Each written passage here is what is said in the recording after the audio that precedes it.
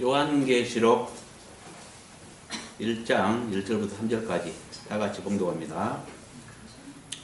예수 그리스도의 계시라. 이는 하나님이 그에게 주사 반드시 속히 일어날 일들을 그 종들에게 보이시려고 그의 천사를 그 종 요한에게 보내어 알게 하신 것이라. 요한은 하나님의 말씀과 예수 그리스도의 정보를 곧 자기가 본 것을 다 증언하였느니라.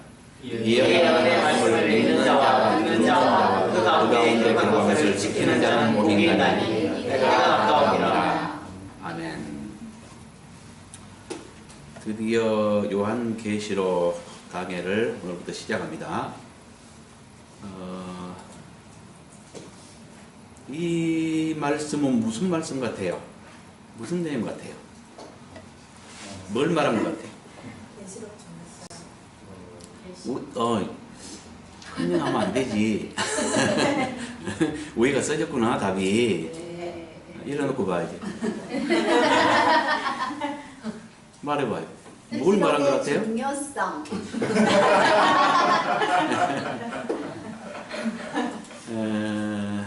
먼저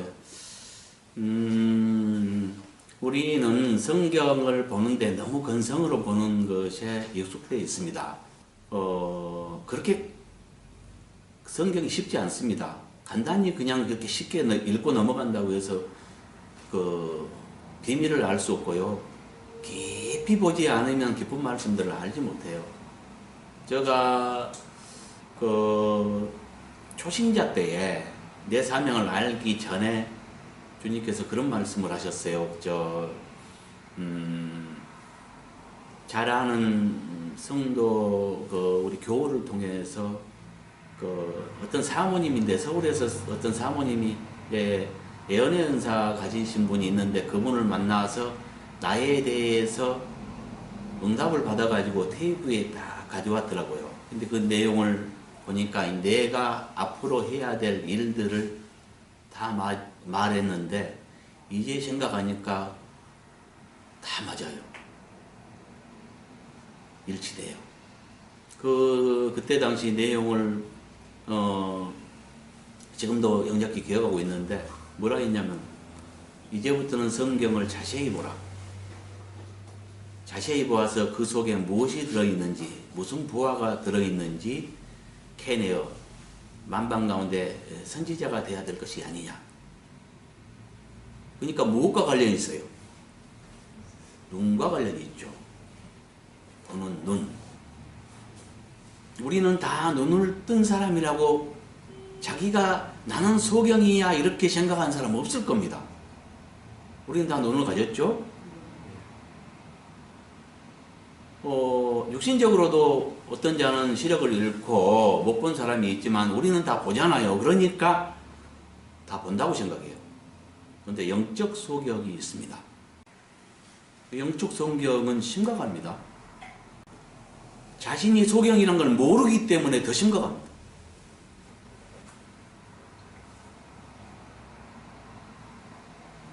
그래서 자신이 소경인 것을 자처하고 몸부림치면서 눈을 뜨려고 하지 않는다면 영원히 소경일 가능성이 많습니다. 그래서 하나님의 말씀을 깨달아가면서 느낀 것이 천국에 가서 우리가 제일 깜짝 놀랄 사건이 뭐냐? 나는 다 안다고 생각했는데 이거였어? 깜짝 놀라면서 자신의 소경됨을 깨달을 때 제일 그것 때문에 놀라지 않을까? 믿는 자들. 그것을 너무나 많이 느꼈어요. 열어주실 때마다.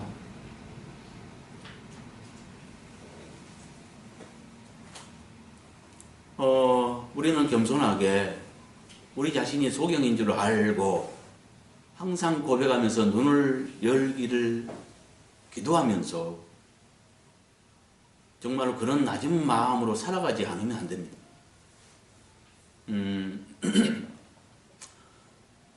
그래서 성경을 자세히 봐야 되고요. 그 속에 무엇이 있는지, 무슨 부하가 있는지 면밀히 보지 않으면 안 된다는 거죠. 그래서 우리 앞으로 성경을 봐나갈 때 여태까지 근성으로 봤던 것, 그런 자세를 버리세요. 이제 하나하나 뜯어볼 것입니다.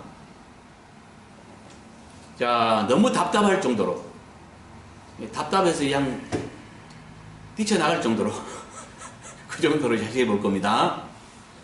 자, 여러분들이 이제 내가 눈을 밝혀줄 때 여러분도요, 같이 따라서 눈이 밝아질 겁니다. 아, 그 말이구나. 아, 이거 그 말이었어? 이렇게 돼야 됩니다. 그래야 이제 깨달아지는 거예요. 이것을 왜 해야 되냐면, 오늘날 교회 안에 많은 가르침이 있는데 잘못된 가르침들이 많습니다. 그것을 갖다가 누룩이라고 하죠. 누룩은 뭘 말하냐면 진리가 아닌 비진리를 말해요.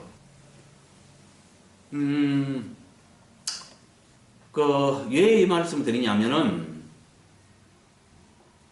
사람은 실수가 많습니다. 여기 물론 이제 많이 깨달은, 그래서 공부를 많이 한 그 신학 박사들이, 해박한 지식을 가지신 분들이 원어를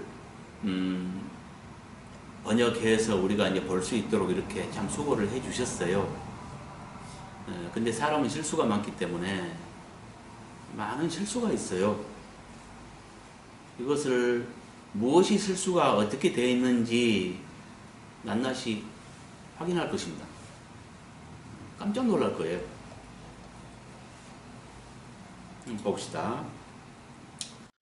자, 예수 그리스도의 계시라. 이는 하나님이 그에게 주사 반드시 속히 일어날 일들을 그 종들에게 보이시려고 그의 천사를 그 종 요한에게 보내어 알게 하신 것이라.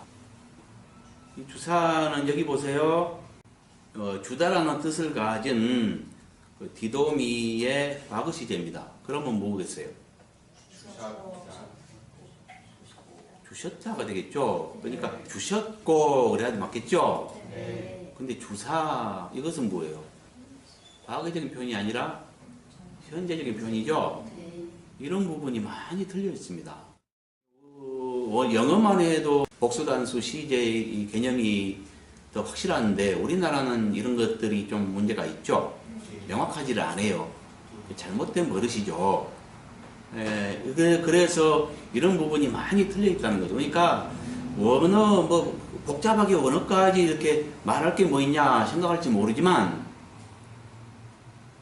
나는 원어를 말하려는 거 아니에요. 그러니까 많은 어떤 표현의 다양성이 있는데 어떤 뜻을 갖다가 여러 수로 표현될 수 있잖아요. 그런 것들을 난 따지려고 하는 게 아닙니다. 우리가 모든 것을 이 틀을 갖다 다 인정한다 할지라도 그 중에서 우리가 뭐랄까 그 아주 기본적인 것, 뻔한 것, 누구나 보면 인정할 수밖에 없고 알 수 있는 것, 그런 부분만. 그러니까 복수 단수, 나의 복수는 뭐예요? 우리죠. 그렇죠? 나나 너의 복수는 우리잖아요. 간다의 과거는 뭐예요? 그렇죠. 간다의 미래는 뭐예요? 그렇잖아요. 이건 다 알잖아요. 이런 기본적인 것만 보자는 거예요. 그래도 엄청나게 많은 부분이 틀려 있다는 거예요. 왜 이것들을 어떻게 알게 됐냐면, 하나님께서 내게 전에는 그 성경을 자세히 보라고 이제 이렇게 사명을 주시더니 또 말씀하시기를, 전에는 그러니까 한 선지자를 통해서 말씀하셨죠. 내게 직접 말씀하시기를 성경이 엉망이다. 다시 쓰라. 난 이 말씀 듣고 깜짝 놀랐어요. 그리고 내가 설령 안다 할지라도 어떻게 성경을 건드려요. 또 원어에 능한 분들이, 학식 있는 분들이 해놨는데 나는 원어에 뭐 능한 사람도 아니고 굉장히 부담을 느꼈어요. 그런데 나중에 그러니까 이걸 살펴보니까는 진짜로 주님 말씀이 맞았어요. 누구나 알 수 있는 가장 기본적인 시제, 복수단수 이런 부분에 많이 틀려 있었습니다. 어느 정도냐면 한 장마다 무려 한 절마다 한 개 이상이라 할까요? 이 말이 과장되지 않습니다. 그러면 한 장이 얼마나 될까요? 뭐 10개에서 뭐 20개 이상 될 수도 있겠죠? 이만큼 엉망이 돼 있어요. 그러니 성경 엉망이다 말이 맞죠? 이런 부분을 한번 확인해 보겠습니다. 지금 벌써 하나 확인했죠? 네. 예, 주석고가 맞는데 주사 이렇게 돼 있죠? 네. 그 다음에 보이시려고 여기 보세요. 누가 한번 계속 읽어주세요. 이건 보여주다의 뜻을 가진 데이크니오의 크게 읽어보세요. 보여주다라는 뜻을 가진 데이크니오의 과거 시제. 과거 시제. 그렇죠? 그러면 뭐예요? 보이셨고. 보여주다의 과거 시제는 보이셨고가 맞죠? 네. 근데 보이시려고라고 미래도 적어져 있어요. 이를 여기만 보세요. 네, 이것만 보세요. 나머지는 보지 말고 지금 시간 관계상 복수단수 과거 현재 미래 이 시제에 이것만 보세요. 뭡니까? 복수. 복수로 돼 있죠. 네. 일의 복수죠. 네. 그러면 일 드리겠네요. 정리된 말씀을 보겠습니다. 원어와의 비교를 내가 해놨는데요. 미리서 해놨습니다. 자, 여기서 이것은 틀린 것은 아니지만 존칭을 썼습니다. 하나님께서 그에게 이렇게 고쳤죠. 그 다음에 주사는 주셨고로, 과거 시니까 주셨고로 고쳤고요. 그 다음에 보이시려고는 보이셨으며로 했습니다. 여기는 존칭했고요. 그 다음에 2절. 확인 안 할게요. 믿으세요. 네. 요한은 하나님의 말씀과 예수 그리스도의 증거고 자기가 본 것을 다 증언하였느라 했는데 이 본은 과거 시이기 때문에 보았던으로 고쳤습니다. 그 다음에 것을은 복수이기 때문에 것들을로 고쳤습니다. 그 다음에 3절 예언의 말씀은 복수이기 때문에 말씀들로 고쳤습니다. 그 다음에 읽는 자와 듣는 자와 했는데 여기 듣는 자의 자는 복수이기 때문에 자들과로 고쳤습니다. 그 가운데 기록한 것들을 여기서 것을인데 여기 것에 대한 해당하는 것이 복수이기 때문에 것들로 고쳤습니다. 그 다음에 지키는 자는 여기서 자는은 복수이기 때문에 자들은으로 고쳤습니다. 이것을 개정을 해봤어요. 그래서 이름을 개역 세계정 성경 나름 이렇게 한번 해봤습니다. 엊그저께 개정을 한번 이루어졌잖아요. 네. 세계정할 필요가 분명히 있습니다. 나는 윗분들이 이런 것들을 좀 주님 뜻을 좀 귀담아 듣고 이런 일을 좀 동참해서 해줬으면 좋겠습니다. 한번 읽어봅시다. 어떻게 되는지. 예수 그리스도의 예수그리스도의 계시라. 이는 하나님이 그분에게 주셨고 반드시 속히 일어날 일을 그 종들에게 보이셨으며 그분의 천사를 그 종 요한에게 보내어 알게 하신 것이라. 요한은 하나님의 말씀과 예수 그리스도의 증거 곧 자기가 보았던 것들을 다 증언하였느니라. 이 예언의 말씀들을 읽는 자와 듣는 자들과 그 가운데서 기록한 것들을 지키는 자들은 복이 있나니 때가 가까움이라. 아멘. 근데 조금 부자연스러운 부분들이 좀 있긴 하죠. 그거 못 느꼈어요? 하나님께서 그분에게 주셨고 반드시 속히 일어날 일들을 그 종들에게 보이셨으며 보였는데 또 보여주잖아요. 그분의 천사를 그 종 요한에게 보내어 알게 하신 것이라. 이중으로 이 계시가 요한 계시록만을 극한해서 생각하면은 뭔가 이상하다. 그거 틀렸다. 이렇게 결론을 내리게 돼 있어요. 요한 계시록에 국한해서 생각하면 예수 그리스도의 계시라. 이건 뭐예요? 요한이 지금 말하려고 하는 것이 무엇인가를 말하는 거예요. 계시에 대해서 말하려고 하는 거예요. 그러니까 순수하게 요한은 지금 예수 그리스도의 계시 경로를 설명하고 있구나. 이렇게 받아들이면은 이해가 갈 수 있는데요. 요한 계시록만을 국한에 생각하면은 뭘 보냈는데 또 보내. 그럼 요한이 받은 거야.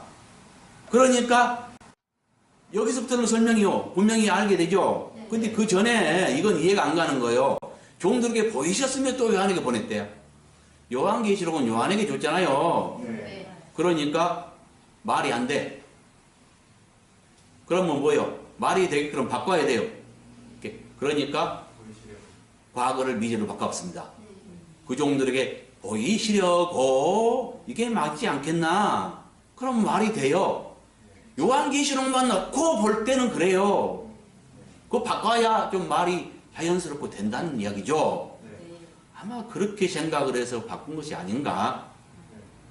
물론 추측입니다.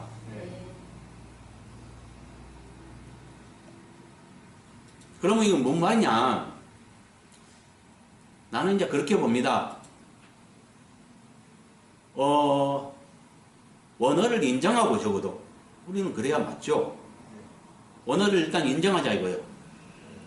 그래서 모든 시제를 바꾸지 말고 그대로 인정한 가운데 순수하게 이해를 하려고 노력해야 합니다. 그렇게 볼 때 여기서 예수 그리스도의 계시라는 물론 요한계시록이 어떤 말씀인가를 설명하는데 주안점을 두고 있기는 합니다. 그건 맞는데 그것만을 말하지 않고 지금 요한이 말하려고 하는 것이 사람의 말이 아닌 예수 그리스도의 계시를 말하려고 하는 것이다. 이거 설명하고 있다는 거죠. 그러니까 여기에서 예수 그리스도의 계시의 경로를 설명하는데 두 방면으로 설명하고 있다. 나 이렇게 이해를 합니다. 적어도 원어를 변개시키지 않고 순수하게 이해를 그대로 받아들이고 이해를 하려고 할 때는 이렇게 이해할 수밖에 없습니다. 그러니까 두 방면은 뭐냐면 여기는 요한계시록만을 국한에 말하지 않고 더 폭넓게 예수 그리스도의 전달 경로를 지금 설명하고 있다. 그 예수 그리스도의 계시는 원래 아버지의 것이었는데 아버지께서 그 아들에게 주셨고, 그러니까 그분에게 주셨고, 그 아들 예수 그리스도께서 공생의 사역을 통해서, 이건 지금 지난 때죠. 공생의, 우리가 알기로 공생의 사역 때도 그 제자들에게도 계시하셨습니다. 마태복음 24장에 보면은 그걸 갖다가 종말의 때에 대해서 말하고 있기 때문에 작은 요한계시록이다 이렇게 말하기도 합니다. 거의 흡사한 내용, 계시록에서 말하는 내용들, 종말 때에 있을 내용들을 말하고 있습니다. 그러면 뭐예요? 분명한 증거가 있잖아요. 요한뿐만이 아니고 다른 방면으로 공생애 때 제자들에게도 계시를 말했던 겁니다. 전달했던 것입니다. 1차. 맞죠? 그걸 말하지 않겠는가? 그러니까 과거 시제를 말하죠. 우리가 바꿀 거 없이 원어 그대로, 원문 그대로 인정한 가운데 이해를 해보자는 거예요. 이해가 갑니다. 이해가 안 간 것이 아니라. 그러니까 그 종들에게 보이시는 것이 목적으로 바꿔버렸는데, 보이시려고가 아니라 과거사를 이야기했다는 거예요. 과거 지나간 얘기. 이해가죠? 네. 종들에게 보이셨으며 또 그분이 천사를 그 종 요한에게 보내어 알게 하신 것이다. 이것은 이제 요한계시록과 관계 있겠죠. 나는 그렇게 이해하겠습니다. 그 다음에 요한은 하나님의 말씀과 예수 그리스도의 증거 곧 자기가 보았던 것들을 다 증언하였느니라. 이건 뭔 말일까?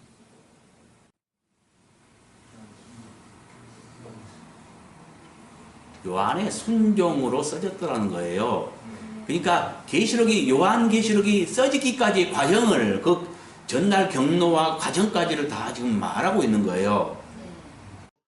2절에 가서는 요한이 이제 자기가 보았던 것을 증언하였다는 거. 이것은 요한의 순종으로, 예수 그리스도의 계시가 요한의 순종으로 기록되어졌다. 그러니까 그렇게 해서 요한계시록이 탄생되었다. 그러므로 요한계시록은 사람의 말이 아닌 예수 그리스도의 계시의 책이더라. 그러면 뭐예요? 그 중요성은 이런 말할 수 없죠. 모든 성경은 하나님의 감동으로 써졌기 때문에 그것만 해도 사람이 썼습니다. 그러나 감동에 의해 쓴 겁니다. 그것만 해도 1.1억도 모함이 없다고 말하잖아요. 그러면서 굉장히 귀중히 여기는데 사람이 쓴 것도 아니고 계시를 받아 적은 거예요. 그것도 그 계시록 5장을 보면은 물론 예수님께서 계시하셨기 때문에 예수 그리스도의 계시라고 말하지만 그것은 예수 그리스도의 계시기 이전에 하나님의 말씀이었습니다. 5장에 보면 뭐라 그래요? 보좌에 앉으신 분의 오른손에 책이 하나 있었는데 7개의 도장 찍어져서 봉화진 책이 있었습니다. 그 7인으로 봉한 책을 아무도 공개할 수 없었는데 오직 이긴 자의 자격을 가진 예수 그리스도 유일하게 그분만이 열 자격이 있었습니다. 그분이 보좌에 앉으신 분, 곧 하나님이죠. 하나님의 오른손에 있는 책을 취하여다가 공개하기 시작합니다. 그래서 하나하나 봉인을 떼서 공개할 때마다 종말 때에 있을 어떤 사건들이 공개되기 시작해 가잖아요. 그러면 요한계시록은 누구의 책이에요? 요한에 의해 기록됐지만 아버지에 의해서 계획되고 만들어진 아버지 책이죠. 그래서 나는 요한계시록을 여호와의 복음이라고 말합니다. 일리가 있잖아요. 가장 중요한 책입니다. 사람에 의해서 만들어진, 써진, 머리로 써진 책이 아닌 여호와의 손에 있는, 오른손에 있는 책을 공개한 책이기 때문에 이걸 깨달아가면요, 얼마나 놀랍냐면 정답지와 같습니다. 답안지와 같습니다. 모든 성경에 있는 어떤, 그러니까 여러 책을 통해서 각기 어떤 일들이 어떤 뭐랄까 그 뜻들이 막 분산되어 있는데 이걸 갖다가 종합해서 딱 알기 쉽게 체계화시킨 걸 교리라고 하거든요.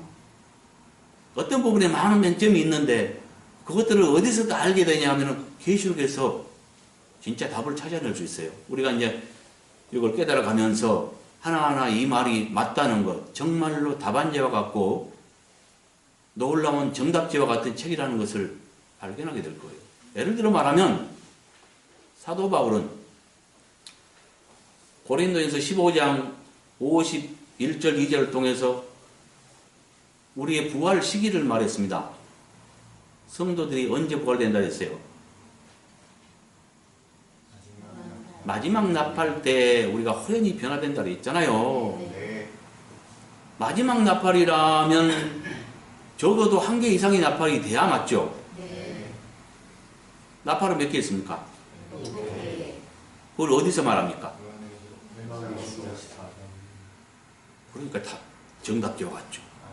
요한계시록 8장 1, 2절 보면은 7명의 천사가 각각 한 개의 나팔씩을 가지고 있고 나팔을 불기 시작하죠. 그래서 7째 나팔 불 때에 하늘에서 큰 음성이 나는데 세상 나라가 주와 그리스도의 나라가 되고 그 다음에 통치자도 바뀌어요. 그러니까 이 세상 나라가 주님의 나라가 되고 그것은 곧 전쟁 승리 선포를 말합니다. 그 전쟁 승리 선포가 언제 이루어져요? 그걸로서 뜻이 이루어진 거예요. 하나님의 뜻이. 이 땅에 주기도문에 뭐라고 합니까? 하늘에서 뜻이 이룬 것처럼 이 땅에서 이루어지기 원하잖아요. 그 뜻이 이루어질 때가 언제냐? 7째 나팔 때입니다. 근데 나팔이 몇 개예요? 7개예요. 그러니까 마지막 나팔이죠. 그 마지막 나팔 불 때 바울이 말한 마지막 나팔은 7째 나팔입니다. 그 외에도 많은 증거가 있습니다. 지금 여기서는 그건 차선을 따라서 더 자세히 말하기로 하고 여기서는 그냥 간단히 넘어가겠습니다. 7째 나팔, 그 마지막 나팔 불 때 성도들의 휴거가 있고 부활되면서 전쟁의 승리가 되고 그 성도들은 그 증거가 됩니다. 그 다음에 이 땅의 나라가 주와 그리스도의 나라가 바뀌고 통치자도 바뀌게 됩니다. 이것들을 말하고 있어요. 그러니까 그 마지막 나팔이 몇 개인지도 몰랐고 그걸 모르면 계시록 떠나서는 몰라요. 몇 개인지 모르고 그 마지막 나팔이 몇 개인지를 알아야 마지막 나팔이 몇째 나팔인지를 알 것인데 나팔이 몇 개인지를 모르면 마지막 나팔이 몇째 나팔인지를 모르잖아요. 7개라고 하니까 마지막 나팔은 7번째 나팔이죠. 이와 같이 어떤 정답들을 알려주는 책이 요한계시록입니다.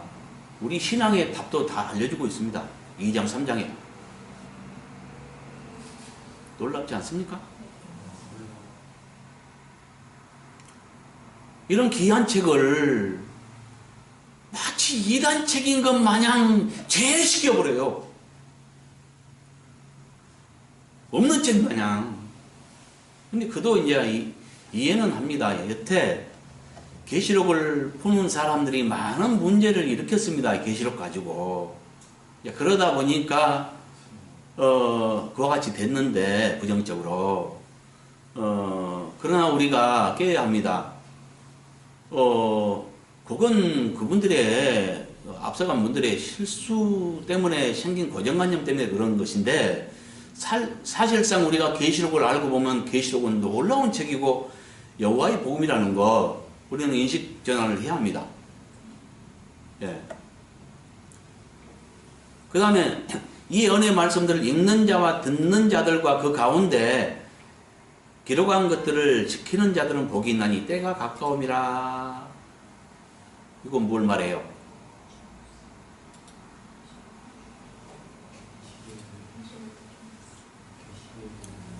여기서 같이 생각하면 좀 어렵습니다.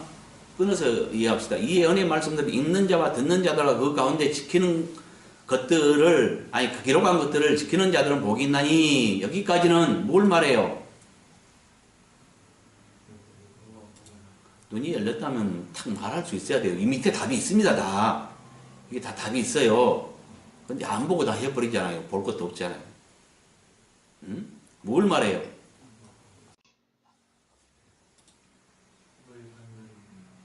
우리 다 배웠잖아요. 복 받는 방법을 알려주잖아요. 이 은혜 말씀은 뭐요? 요한계시록 말합니다. 네. 복 받는 어떤 자가 복이 있는가에 대한 설명이에요. 네. 맞죠? 네. 그러면 때가 가까움이라 이건 뭐예요? 때가 가깝기 때문에 이 예언의 책 계시록을 읽는 자와 듣는 자와 기록한 것을 지키는 자가 복이 있는 거예요. 종말 때가 되기 전에는 아닐 수도 있죠. 근데 그렇게 말하면 좀 그렇고 계시록은 아무튼 많은 비밀들을 알려주기 때문에 종말을 떠나서도 많이 어떤 정답을 알려주고 많이 유익합니다. 그 증거들은 내가 낱낱이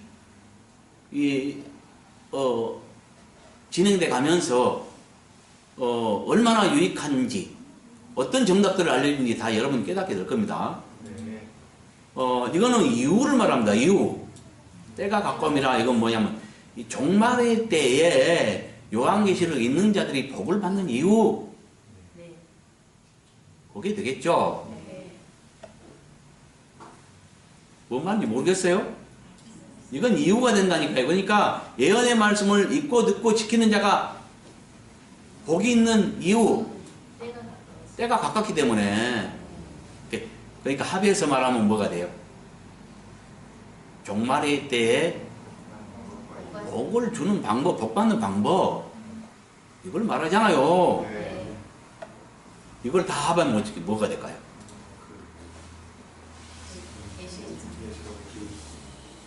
계시 전달 경로를 말했고 요한의 순종으로 써졌다는 걸 말했고 그 다음에 종말의 때에 복을 받는 방법을 알려줬죠. 네. 그럼 이것들은 다 뭘 말할까요? 네. 신약 성경은 다 편지로 보내진 것들이에요. 그러니까 편지 서식으로 써졌겠죠. 그래서 특히나 이제 그 바울이 쓴 편지나 이런 것들을 봐도 그렇고 다른 것도 물론 그렇습니다만은 그 보면은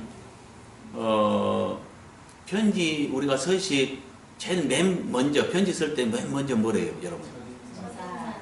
본론부터 들어간 게 아니죠. 네. 첫인상부터 하고 그 다음에 이제 매주할, 고주할, 월부 되잖아요. 네. 뭐 이렇게 재밌어요. 4절 보세요. 읽어봅시다. 요한은 아시아에 있는 일곱 교회에 편지하노니 요한은 내가 다시 읽을게요. 요한은 아시아에 있는 일곱 교회에 편지하노니 이제도 계시고 전에도 계셨고 장차 오실 이와 그의 보좌 앞에 있는 일곱 영과 이렇게 됐죠. 네. 여기 있죠.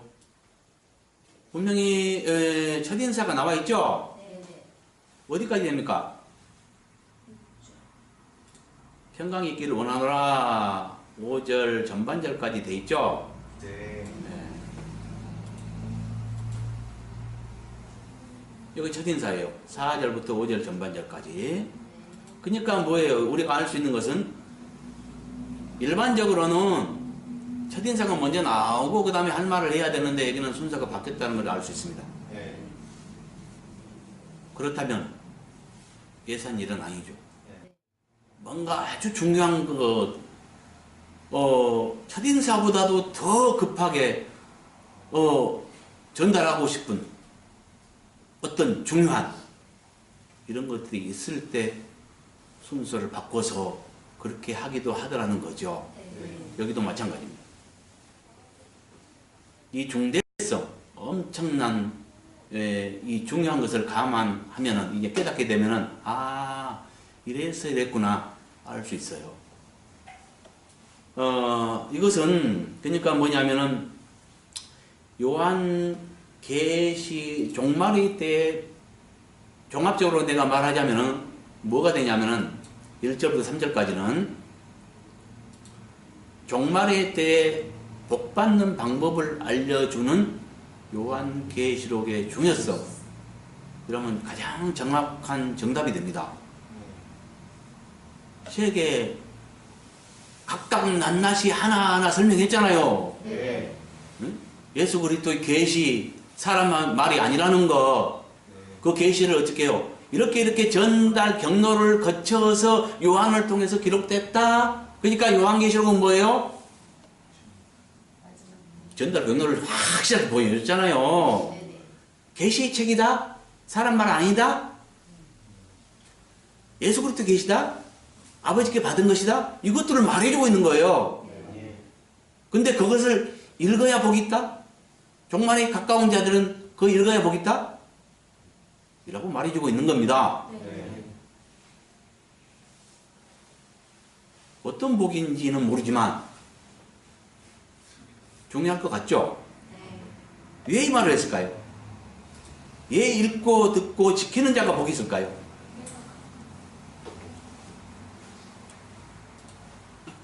계시록 13장 한번 봅시다. 14장 봅시다. 14장 9절. 또 다른 천사 곧 셋째가 그 뒤를 따라 큰 음성으로 이르되 만일 누구든지 짐승과 그의 우상에게 경배하고 이마에나 손에 표를 받으면 그도 하나님의 진노의 포도주를 마시리니 그 진노의 잔에 섞인 것이 없이 부은 포도주라. 거룩한 천사들 앞과 어린 양 앞에서 불과 유황으로 고난을 받으리니 그 고난의 연기가 시시토록 올라가리로다. 짐승과 그의 우상에게 경배하고 그의 이름표를 받는 자는 누구든지 밤낮 시험을 얻지 못하리라 하더라.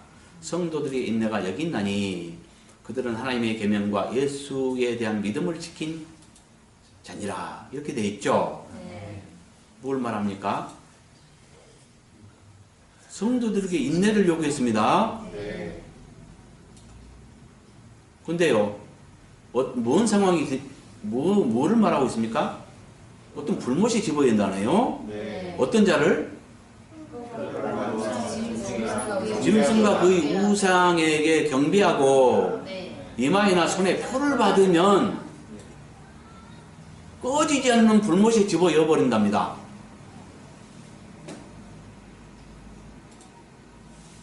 거기 볼 때요, 누구든지, 자, 여기 보세요. 이름표를 받는 자는 누구든지 그랬네요. 네. 예, 경배하고, 우상에게 경배하고, 이름표를 받는 자는 누구든지 밤낮 신임을 얻지 못한답니다. 그러니까 불못에 들어간답니다. 여기 성도가 제외됩니까? 아니요. 그렇다면 뭐예요? 지금 예배 방식으로 그때는 구원을 얻지 못합니다. 아멘.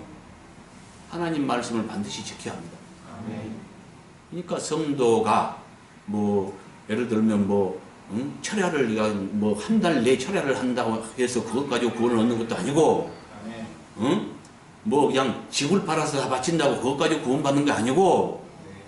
선행을 한다고 그것 가지고 구원받는 게 아니고 하나님 말씀대로 해야 돼요. 아멘. 그 시대에는 이 두 가지 법을 반드시 지켜야 합니다. 네. 하나는 뭐예요? 그 짐승이라고 하는 자에게 경배하지 말을 것. 그 다음에 그의 이름 받지 말고. 표 받지 말을 것. 이게 뭔 말일까? 계시록 13장을 보면은 여기 대해서 또 말하고 있습니다.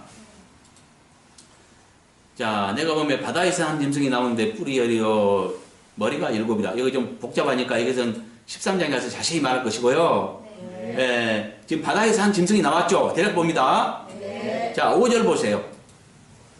이가 신성 모독하는 이불을 받았어요. 네. 예. 그 다음에 42달 동안 일할 권세를 받았어요. 이렇게 두 가지 권세를 받았습니다. 하나는 큰 말하는 이불을 받았고요. 그 신성 모독을 막 합니다. 하나님을 향해서. 그 다음에 42달 일할 권세를 받았습니다.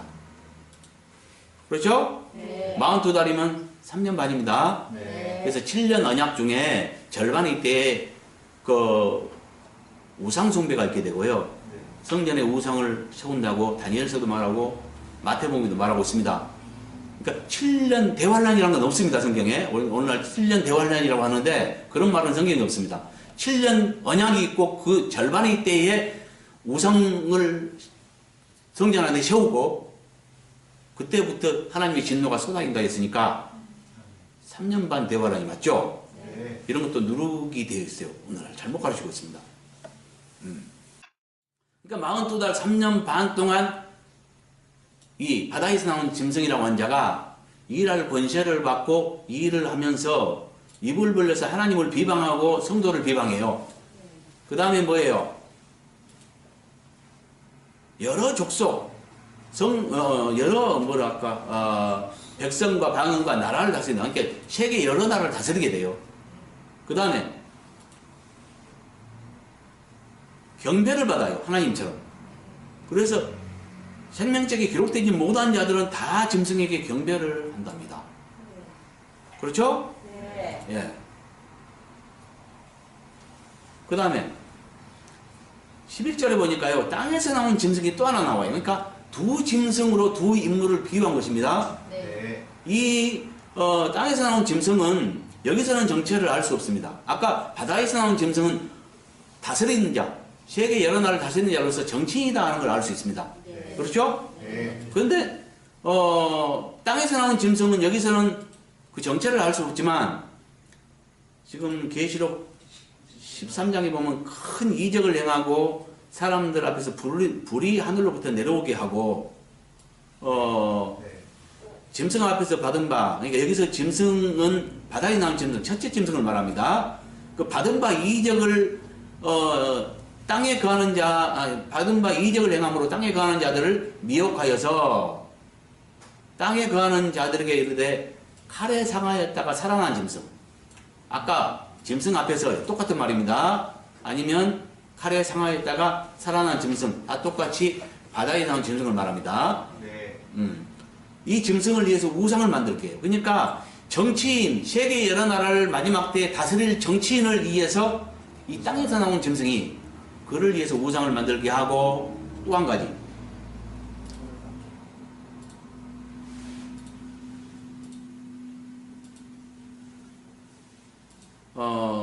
이 짐승에 경배하지 않는 자는 몇인지 죽이가죠. 네.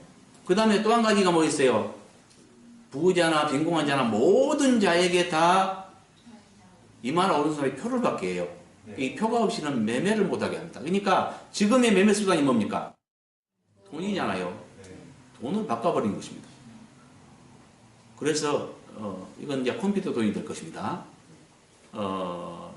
그래서 돈을 그 표로 바꿔버리고 이 표가 없이는 매매를 못하게 합니다.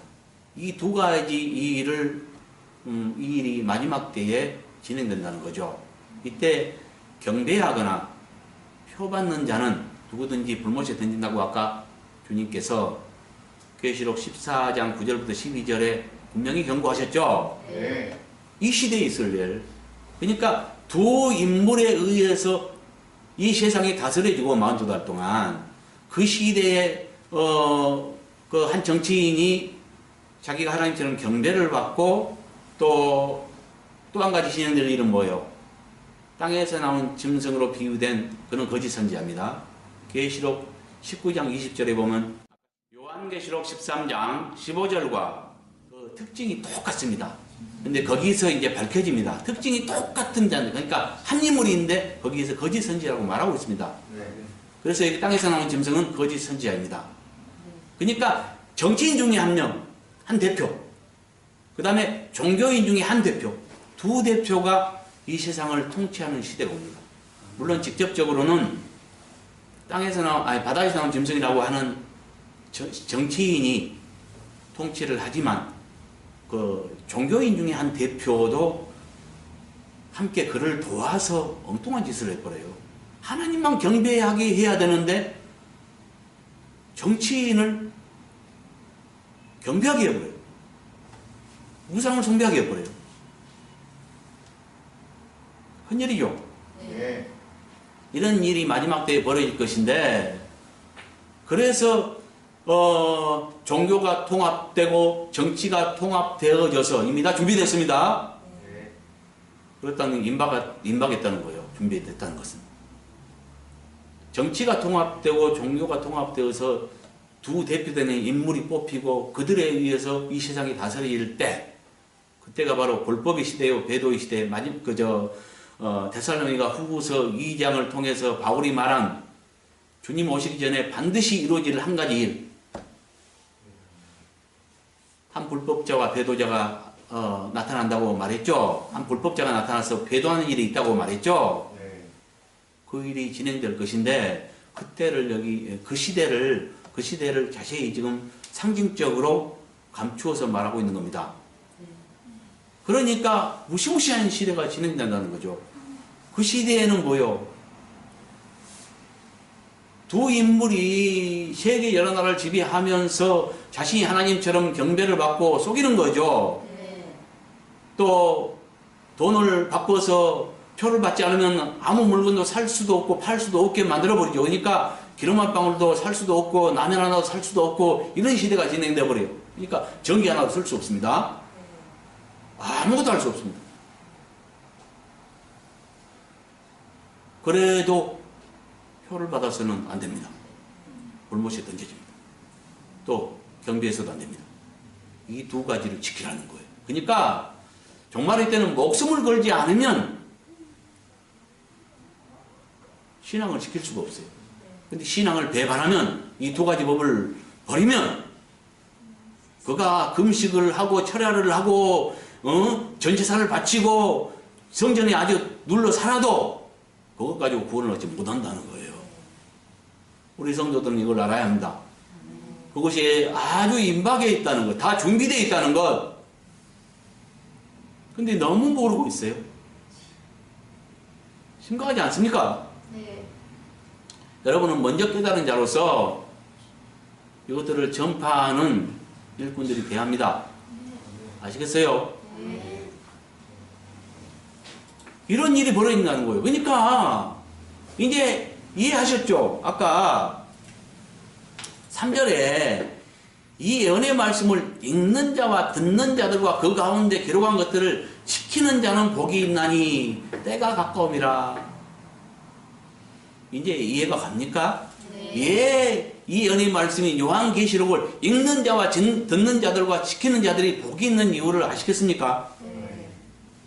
요한계시록을 떠나서는 종말 때는 구원을 얻지 못합니다. 반드시 그래서 성도들이 깨닫고 알아야 될 책입니다. 그러니까 뭐예요? 이제 결론 났죠? 종말의 때에 복받는 방법을 알려주는 요한계시록의 중요성을 말합니다. 그래서 너무 중요하기 때문에 요한은 편지를 쓰면서 맨 먼저 써야 될 그 서식인 첫인사보다도 먼저 요한계시록의 복받는 방법을 알려주는 요한계시록의 중요성을 먼저 말한 다음에 첫인사를 했더라는 거예요. 이해 갔습니까? 네. 좀 재미있지 않습니까? 있습니다. 이제 글을 써놨으니까 여러분들은 와서 글도 한번 읽어보세요. 예? 글 다 올려놨습니다. 예. 이건 정밀 분석해놨고요. 예. 하나 뜯어보면 뭘 말하는지 알아요. 자, 다시 한번 확인해 봅시다. 예수 그리스도의 계시라. 이건 뭐예요? 뭔 말이에요? 요한이 말하고자 하는 것이 무엇인가에 대한 설명. 정답은 예수 그리스도의 계시. 그 다음에 이는 하나님이 그분에게 주셨고 반드시 속히 일어날 일들을 그 종들에게 보이셨으며 그분의 천사를 그 종 요한에게 보내어 알게 하신 것이라. 이건 뭐예요? 계시의 특성과 그 계시가 종들과 요한에게 전달되었던 경로에 대한 설명. 특성은 뭐예요? 요한계시록의 특성, 아니요, 이 계시의 특성은 뭐예요? 반드시 속히 일어날 일, 예언성이 있다는 거죠. 예언은 앞으로 일어날 일을 미리 말한 것으로서 반드시 때가 되면 이루어진다는 거죠. 그죠? 그 다음에 계시 전달 경로는 뭐예요? 하나님이 예수 그리스도에게 주셨고 예수님께서 그 종들에게 보이셨으며 그분이 천사를 통하여 그 종 요한에게 보내어 알게 하셨던 것입니다. 그렇죠? 그 다음에 요한은 하나님의 말씀과 예수 그리스도의 증거, 곧 자기가 보았던 것들을 다 증언하였느라. 이것은 뭐예요? 전달된 계시가 누구에 의해 어떻게 기록되었는가? 누구에 의해서? 요한에 의해서. 어떻게 기록됐어요? 요한의 순종으로 낱낱이 빠짐없이 다 기록되었습니다. 그렇죠? 그 다음에 이 연의 말씀을 읽는 자와 듣는 자들과 그 가운데 기록한 것들을 지키는 자들은 복이 있나니 때가 가까움이라. 이것은 뭐예요? 종말이 가까운 때에 어떻게 하는 자들에게 복이 있는가에 대한 설명을 말하죠. 그래서 이걸 합하면 뭐예요? 종말의 때에 복받는 방법을 알려주는 요한계시록의 중요성을 말하더라. 아멘. 예, 수고하셨습니다.